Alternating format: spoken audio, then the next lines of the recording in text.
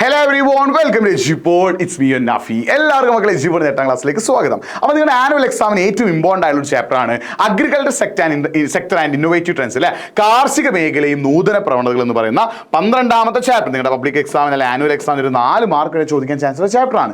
ഈ ചാപ്റ്ററിൽ നിന്ന് ഇന്നോവേറ്റീവ് ട്രെൻഡ്സ് ഇൻ അഗ്രികൾച്ചർ അല്ലെങ്കിൽ മോഡേൺ ട്രെൻഡ്സ് ഇൻ അഗ്രികൾച്ചർ അല്ലാതെ കാർഷിക മേഖലയിലെ നൂതന പ്രവണതകൾ, അപ്പോൾ ഡ്രോണുമായിട്ട് ബന്ധപ്പെട്ട കാര്യങ്ങളുണ്ടല്ലോ, ഈ ഒരു ടോപ്പിക്കിൽ നിന്ന് ഒരു ചോദ്യം ചോദിക്കാനുള്ള ചാൻസ് വളരെ കൂടുതലാണ്. അപ്പോൾ എന്താണ് അതെന്ന് ചോദിക്കാൻ ചാൻസ് ഉള്ളത് നോക്കാം. അതിന് മുന്നേ നിങ്ങൾ സ്കൂളിൽ ചാപ്റ്റർ എടുത്ത് കഴിഞ്ഞിട്ടുണ്ടാവും. സ്കൂളിൽ ഇപ്പോൾ എത്രാമത്തെ ചാപ്റ്ററാണ് സോഷ്യൽ സയൻസ് എടുത്തുകൊണ്ടിരിക്കുന്നത്, എത്ര ചാപ്റ്റർ നിങ്ങൾ പഠിച്ചു കഴിഞ്ഞു എന്നുള്ള കാര്യം കൂടി നിങ്ങൾ എന്ത് ചെയ്യുക, ഒന്ന് കമന്റ് ബോക്സ് ടൈപ്പ് ചെയ്യുക. നമ്മുടെ വീഡിയോ ഒന്ന് ലൈക്ക് ചെയ്തിട്ട് നിങ്ങൾ 8ാം ക്ലാസ്സിലെ മുഴുവൻ ഫ്രണ്ട്സിലേക്ക് ലിങ്ക് ഒന്ന് അയച്ചു കൊടുത്തിട്ടോ.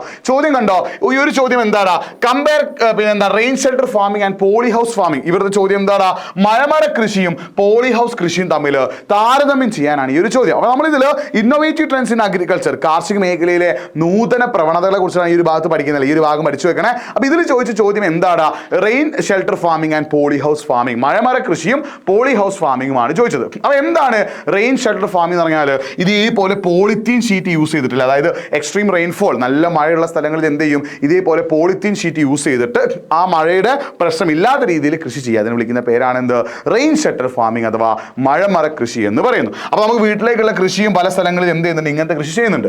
എന്നാൽ ഈ പോളി ഹൗസ് ഫാമിംഗ് എന്ന് പറഞ്ഞാൽ എന്താണ്, പോളാർ റീജിയൻ എന്നുള്ള ധ്രുവ പ്രദേശത്ത് എക്സ്ട്രീം കോൾഡ്നെസ് നല്ല തണുപ്പുള്ള സ്ഥലങ്ങളിൽ എന്ത് ചെയ്യും, ആ ഒരു ഏരിയയിൽ കൾട്ടിവേറ്റ് ചെയ്യാനായിട്ട് ഒരു പ്രദേശത്തെ മൊത്തം എന്ത് ചെയ്യുന്നു, ഇതേപോലെ ഷീറ്റ് കൊണ്ട് മറക്കുന്നു, ഫുൾ കവർ ചെയ്യും കേട്ടോ, ഫുള്ള് കവർ ചെയ്യും. എന്നിട്ട് അവിടേക്ക് വേണ്ട എയർ, വാട്ടർ, സൺലൈറ്റ് ഒക്കെ എന്ത് ചെയ്യുന്നു, ആർട്ടിഫിഷ്യലി അഥവാ കൃത്രിമമായിട്ട് എത്തിക്കുന്നു. അതായത് ഒരു ഏരിയനെ മൊത്തം കവർ ചെയ്തിട്ട് അവിടേക്ക് വേണ്ട എയറും വാട്ടറും സൺലൈറ്റും ഒക്കെ എന്ത് ചെയ്യാണ്, ആർട്ടിഫിഷ്യലി അഥവാ കൃത്രിമമായിട്ട് അങ്ങോട്ടേക്ക് എത്തിക്കുന്നു. അതാണ് എന്ത്, പോളി ഹൗസ് ഫാമിംഗ്. നമ്മൾ തുന്ദ്ര ടൈഗ റീജിയനെ കുറിച്ചിട്ട് യൂറോപ്പിന്റെ ഭാഗത്ത് പഠിച്ചിട്ടുണ്ടല്ലോ, ആ ഭാഗത്തൊക്കെ ഒരു കൃഷി ചെയ്യുന്ന രീതിയാണ് ഇത് പോളി ഹൗസ് ഫാമിംഗ് എന്ന് പറയുന്നത്. വളരെ വളരെ ഇമ്പോർട്ടൻ്റ് ആണ് കേട്ടോ. അടുത്തത് ഏതാടാ, ക്വസ്റ്റ്യൻ എന്താ, പ്രിസിഷൻ ഫാമിംഗുമായിട്ട് ബന്ധപ്പെട്ടൊരു ക്വസ്റ്റ്യൻ ആയിട്ട് ശ്രദ്ധിക്കണേ. എന്താണ്, കൃത്യത കൃഷിയുമായിട്ട് ബന്ധപ്പെട്ടൊരു ചോദ്യമാണ്. എക്സാമിന് എന്ത് ചെയ്തേക്കാം, ചോദിച്ചേക്കാം. പ്രിസിഷൻ ഫാമിംഗ് എന്താണ്, പ്രിസിഷൻ ഫാമിംഗ് അഥവാ കൃത്യത കൃഷി എന്ന് പറഞ്ഞാൽ ഒരു കൾട്ടിവേഷൻ ആവശ്യമായിട്ടുള്ള കറക്റ്റ് എമൗണ്ട് ഓഫ് വാട്ടർ. ഇപ്പോൾ ഒരു നമ്മൾ വെണ്ട കൃഷി ചെയ്യാൻ പോവാണെന്ന് വിചാരിക്കുക, അല്ലെങ്കിൽ ബ്രിഞ്ചാൾ അഥവാ വഴുതന കൃഷി ചെയ്യാൻ പോകുകയെന്ന് വിചാരിക്കുക. നമ്മൾ ഏതെങ്കിലും ക്രോപ്പ് കൾട്ടിവേറ്റ് ചെയ്യാൻ പോകുമ്പോൾ അതിന് സ്പെസിഫൈഡ് എമൗണ്ട് ഓഫ് വാട്ടർ, ഒരു കൃത്യമായ അളവ് വെള്ളം വേണ്ടി വരും, മണ്ണ് വേണ്ടി വരും, മാനുവൽസ് അഥവാ വളം വേണ്ടി വരും, പെസ്റ്റിസൈഡ്സ് അഥവാ കീടനാശിനികൾ വേണ്ടി വരും, അങ്ങനെ എല്ലാം കൃത്യമായ അളവിൽ വേണ്ടി വരും. അപ്പോൾ നമുക്ക് വേണ്ട സാധനങ്ങൾ കൃത്യമാണ് വരും, ഓരോന്നിനും എത്രയാണോ വേണ്ടത് അങ്ങനെ പ്രിസൈസ്ഡ് ആയിട്ട് കൃത്യമായിട്ട് കൊടുക്കുന്ന ഒരു ഫാമിംഗ് മെത്തേഡാണ് എന്ത്, പ്രിസിഷൻ ഫാമിംഗ് അഥവാ കൃത്യത കൃഷി എന്ന് പറഞ്ഞാൽ. അപ്പോൾ എന്താ, technique that enables maximum production by providing each crop with the required water, nutrients, crop protection materials and the right time right quantity. ഓരോ വിളക്കും ആവശ്യമായ ജലവും പോഷകഘടകങ്ങളും വിള സംരക്ഷണ വസ്തുക്കളും കൃത്യമായ സമയത്ത് കൃത്യമായ അളവിൽ കൊടുക്കുന്നതിനെ നമ്മൾ വിളിക്കുന്ന പേരാണ് എന്ത്, പ്രിസിഷൻ ഫാമിംഗ് അഥവാ കൃത്യത കൃഷി എന്ന് വിളിക്കുന്നു.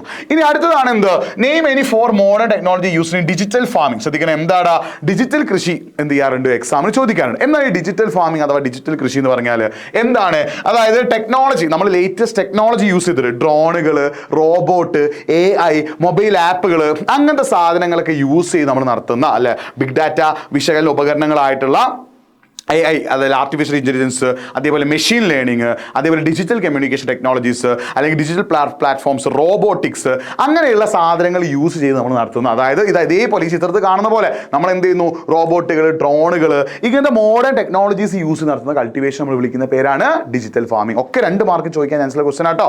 അടുത്തത് വേർട്ടിക്കൽ ഫാമിംഗ് അല്ലെ, അതായത് ലംബ കൃഷിയുമായിട്ട് ബന്ധപ്പെട്ട് 2 മാർക്ക് ചോദിക്കാൻ ചാൻസ് ഉള്ള ക്വസ്റ്റൻ ആണ് വേർട്ടിക്കൽ ഫാമിംഗ് അഥവാ ലംബ കൃഷി. എന്ത് ചെയ്യും, ചിലപ്പോൾ എക്സാമിന് ചോദിച്ചേക്കാം, 2 മാർക്കിന് 3 മാർക്ക് ചോദിച്ചേക്കാം. എന്നാൽ ഈ വേർട്ടിക്കൽ ഫാമിംഗ് എന്ന് പറഞ്ഞാൽ ഇതാണ് വേർട്ടിക്കൽ ഫാമിംഗ്. അതായത് സിറ്റി അല്ലെങ്കിൽ അർബൻ ഏരിയാസിൽ അല്ലെ കൾട്ടിവബിൾ ലാൻഡ്, കൃഷി ചെയ്യാനുള്ള ഭൂമി കുറവുള്ള സ്ഥലങ്ങളിലാണ് നമ്മൾ എന്ത് യൂസ് ചെയ്യുക, വേർട്ടിക്കൽ ഫാമിംഗ് അഥവാ ലംബ കൃഷി നമ്മൾ എന്ത് ചെയ്യുന്നത്.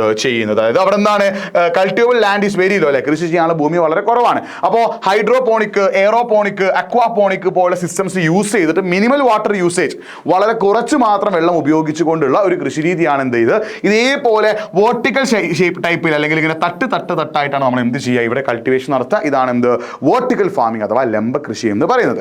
ആൻഡ് ലാസ്റ്റ് വൺ ആണ് ഓർഗാനിക് ഫാമിംഗ്, ജൈവ കൃഷിയുമായിട്ട് ബന്ധപ്പെട്ട ഒരു ക്വസ്റ്റ്യൻ ആണ്. ഇതും 2 മാർക്കിന് എക്സാമിന് ചോദിക്കാൻ ചാൻസ് ഉണ്ട് കേട്ടോ. എന്താണ് ഓർഗാനിക് ഫാമിംഗ് എന്ന് പറഞ്ഞാൽ, ജൈവ കൃഷി എന്ന് പറഞ്ഞാൽ farming method that റിലൈസ് on organic pesticides, compost, green manures, crop rotation, machinery and the like അല്ലേ. അതായത് ജൈവ കീടനാശിനികൾ, കമ്പോസ്റ്റ്, പച്ചിലവളങ്ങൾ, അതായത് കെമിക്കൽ പെസ്റ്റിസൈഡ്സും കെമിക്കൽ മാനുവേഴ്സും യൂസ് ചെയ്യാതെ കംപ്ലീറ്റ് ആയിട്ട് ഓർഗാനിക് ആയിട്ടുള്ള കാര്യങ്ങൾ ഡിപ്പെൻഡ് ഡിപ്പെൻഡ് ചെയ്തുകൊണ്ട് നടത്തുന്ന ഒരു കൾട്ടിവേഷൻ നമ്മൾ വിളിക്കുന്ന പേരാണ് ഓർഗാനിക് ഫാമിംഗ്. ശ്രദ്ധിക്കണം, എന്താണ് കംപ്ലീറ്റ് ഓർഗാനിക് ആയിട്ടുള്ള കാര്യങ്ങളെ അല്ലെങ്കിൽ കെമിക്കൽസ് ഒന്നും യൂസ് ചെയ്യാതെ കംപ്ലീറ്റ് ജൈവമായിട്ടുള്ള കാര്യങ്ങൾ യൂസ് ചെയ്യുന്ന ഒരു ഫാമിംഗ് മെത്തേഡ് നമ്മൾ എന്ത് വിളിക്കുന്നു?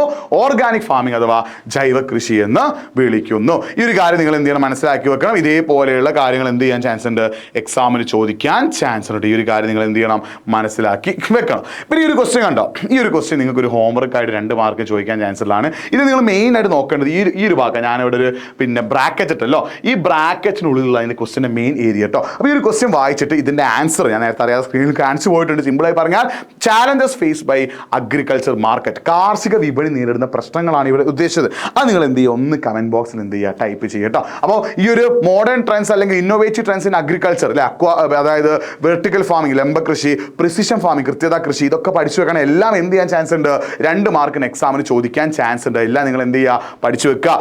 ഓർഗാനിക് ഫാമിംഗ്, ജൈവ കൃഷി ഉണ്ട്, അതേപോലെ പോളി ഹൗസ് ഫാമിംഗ് ഉണ്ട്, പിന്നെ അതേപോലെ റെയിൻ ഷെൽട്ടർ ഫാമിംഗ്, മഴമറ കൃഷി, പ്രിസിഷൻ ഫാമിംഗ്, കൃത്യത കൃഷി, ഡിജിറ്റൽ ഫാമിംഗ് ഉണ്ട്.